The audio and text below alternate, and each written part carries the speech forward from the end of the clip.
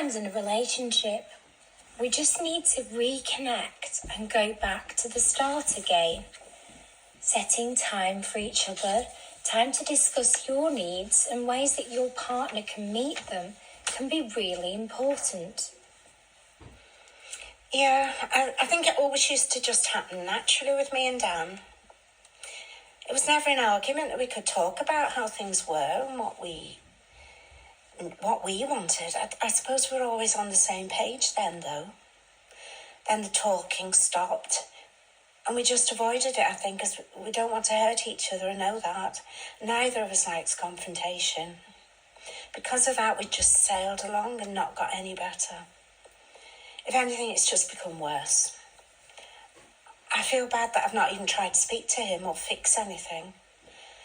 The only time I did ever really say anything was my birthday, when I said how he never took me anywhere. And at least we could just take me to the place I wanted to eat for my birthday, which turned into a disaster, as I could tell he hated it, and we would just sat on our phones. It didn't feel like much of a birthday. Have you thought about the way that you are going to say things when raising issues? Instead of saying, "You never take me out," which makes the other person feel like they're being attacked, you could say, "I feel a bit down about things, and it would really make me feel better if you would sometimes take me for a meal or on a date night." Communication is really important within a couple, and it is entirely possible to recover a struggling relationship if that is what you both want. If you are vulnerable and willing to communicate, then you can work together.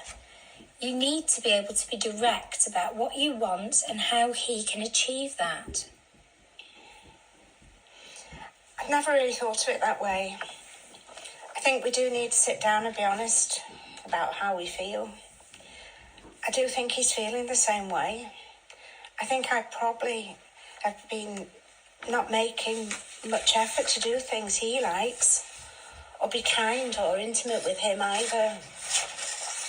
At the weekend, I'll be really honest with him, but I'll try and not make it sound like I'm blaming him for the problems, as I do see it's both of us making the situation the way it is. Maybe if we both want to work and bring back the spark, we can make things better. I do love him, and I can't imagine not being with him.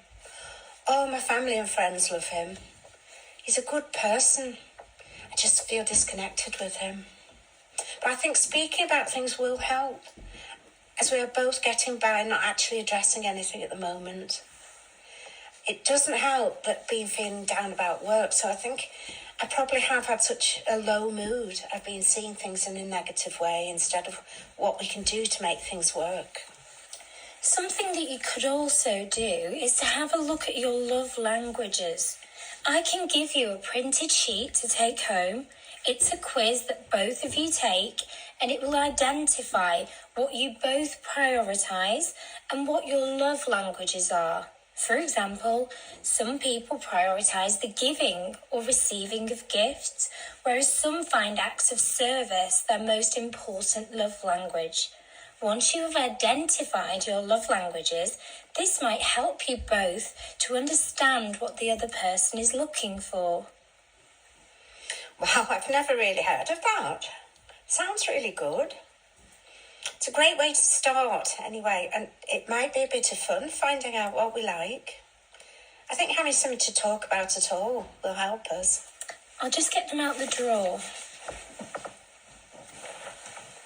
Here you are. There are 2 copies here, so that each of you can separately complete the questionnaire. Then you come back together and discuss the results. It's a really good way to start communicating about the things that make you feel loved or valued within your relationship, and it can start off really helpful conversations about how you each can make the other person feel happier within that relationship. Great, thank you. We're now coming to the end of our session today, Sarah. We've talked about your work and how you're feeling about Dan. You've made some decisions about how you're going to go forwards, which include talking to your colleague about going out and also starting with the gym again. You're also going to speak to Dan about how you're feeling and have a go at the love languages quiz and see how you get on with that. How are you feeling about us having a follow-up session? Shall we meet again next week to see how you're getting on? Yes, please. I feel so much better after today, and I'm sure that will be the same if we meet again. I'd like that. I always feel so much more positive when I've been to my sessions with you. I just feel like it's a relief getting things off my chest. Wonderful. Is the same time okay for next week? Yep. Could we do 12 next week instead? I could do 12:15. Yeah, that's great with me. Are you paying by card today, Sarah? Yes, I am. Okay, you just need to tap the top of the machine there. That has all gone through, thank you. I'll see you next week. If you need to change our session, just let me know. As long as it's 24 hours before, we can sort it without any cancellation fee. Oh, thank you. Goodbye, Sarah. Goodbye.